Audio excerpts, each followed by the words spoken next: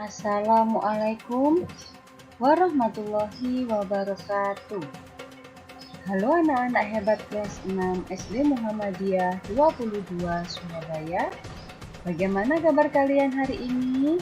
Bu Guru harap kabar kalian tetap sehat, tetap semangat agar kita bisa terus belajar di hari ini dan hari-hari selanjutnya. Anak-anak, pada hari ini kita akan belajar materi mengembangkan peta pikiran. Tepatnya pada tema 2, subtema 2 pelajaran bahasa Indonesia. Sebelum kita memulai pembelajaran kita hari ini, silahkan anak-anak semua menyiapkan buku paket, buku tulis, serta alat tulisnya. Bagaimana? Sudah disiapkan semuanya? Mari kita mulai pembelajaran kita kali ini. Bismillahirrahmanirrahim.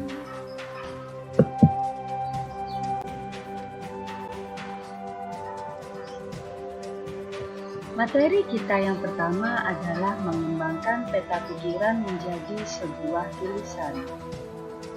Anak-anakku semuanya, dalam mengembangkan peta pikiran menjadi sebuah tulisan, kita harus memperhatikan keefektifan sebuah kalimat.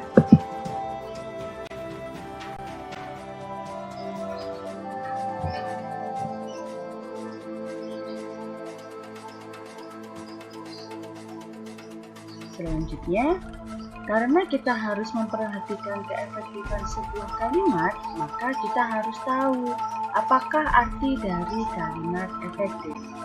Kalimat efektif merupakan kalimat yang disusun berdasarkan kaidah-kaidah tertentu. Apa saja kaidah-kaidah tersebut? Yang pertama adalah memiliki unsur penting dalam sebuah kalimat.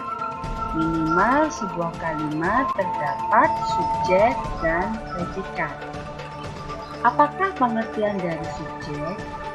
Subjek merupakan pelaku yang melakukan suatu kejadian atau perbuatan, dan predikat adalah kegiatan yang dilakukan oleh subjek. Untuk lebih jelas, silahkan perhatikan contoh kalimat berikut. Contoh yang pertama, burung sedang berkicau. Yang dikatakan sebagai subjek adalah burung, dan yang dikatakan predikat adalah berkicau. Burung merupakan pelaku yang melakukan kegiatan. Apakah kegiatannya? Kegiatannya adalah berkicau, sehingga berkicau di sini merupakan predikat.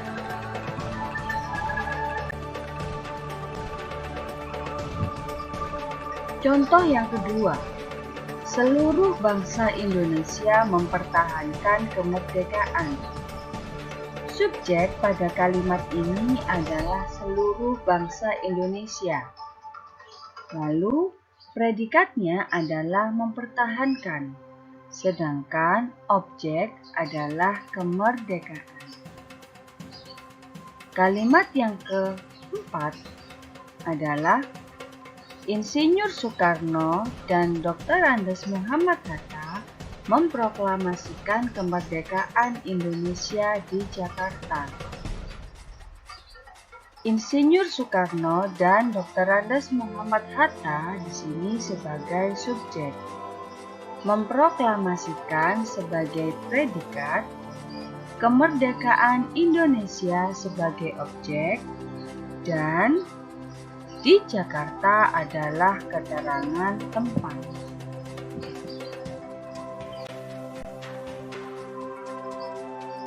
Kaidah yang kedua adalah memenuhi ejaan yang berlaku. Dalam memenuhi kaidah ejaan yang berlaku, kita harus memperhatikan kata baku. Apakah arti dari kata baku? Kata baku merupakan kata-kata yang sesuai dengan pedoman umum ejaan bahasa Indonesia, atau bisa juga disingkat dengan P U E B I. Perhatikan contoh kata yang ada di layar kalian. Di layar kalian itu terdapat dua kata, di mana di sebelah kiri adalah kata tidak baku dan di sebelah kanan itu adalah kata baku. Yang pertama, kata izin adalah kata tidak baku, sedangkan kata bakunya adalah izin. Yang kedua, praktek. Kata praktek merupakan kata tidak baku, sedangkan kata bakunya adalah praktik. Yang ketiga, fotokopi menggunakan huruf C dan Y. Kata bakunya adalah fotokopi, di mana tulisannya digabung menjadi satu tanpa menggunakan huruf C dan Y, tetapi menggunakan huruf K dan I. Yang terakhir adalah aktif. Kata ini adalah kata tidak baku. Kata bakunya adalah aktif menggunakan huruf F.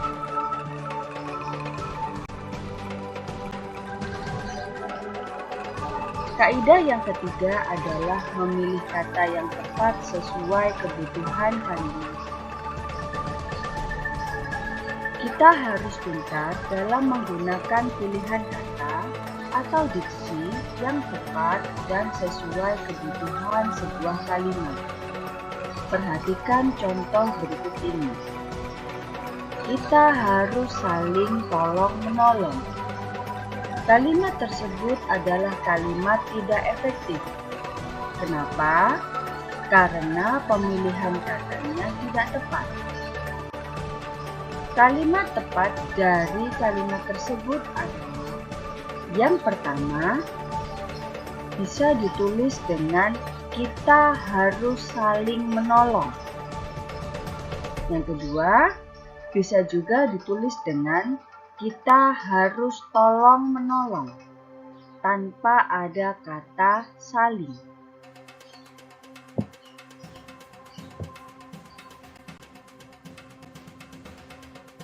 Contoh kalimat berikutnya adalah para tamu-tamu sudah tiba di auditorium. Kalimat tersebut merupakan kalimat tidak efektif karena terdapat pemborosan kata. Ketika ada kata para, maka tidak perlu ada kata tamu-tamu. Sehingga kalimat yang tepat dapat dituliskan yaitu para tamu sudah tiba di auditorium. Penggunaan kata tamu adalah dituliskan satu saja karena terdapat kata para di depannya. Atau dapat juga dituliskan tamu-tamu sudah tiba di auditorium. Pada kalimat yang kedua, tidak dicantumkan kata para karena tamu-tamu sudah mewakili kalimat majmuk atau menunjukkan banyak.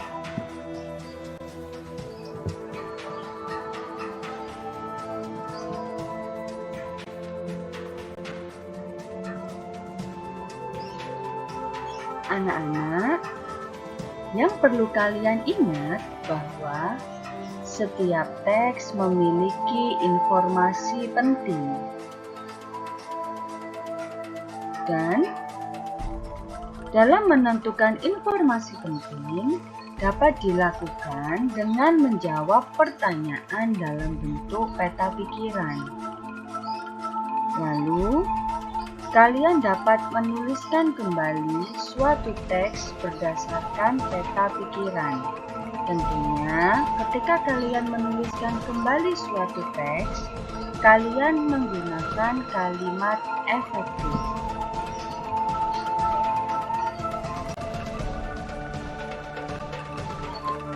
Tugas kalian untuk hari ini adalah kalian diminta untuk membaca kembali teks halaman 77 dan 78 tentang konferensi meja bundar sebagai sarana penyelesaian pertikaian.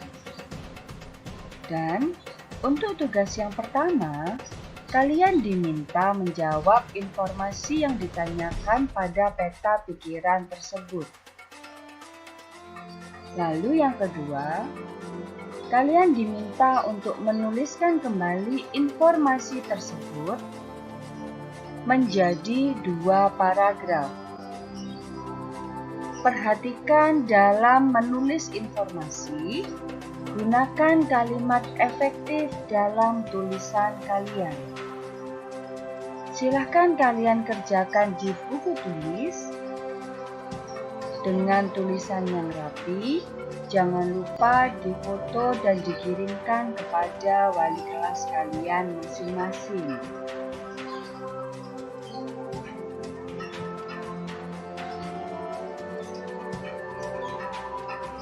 Demikian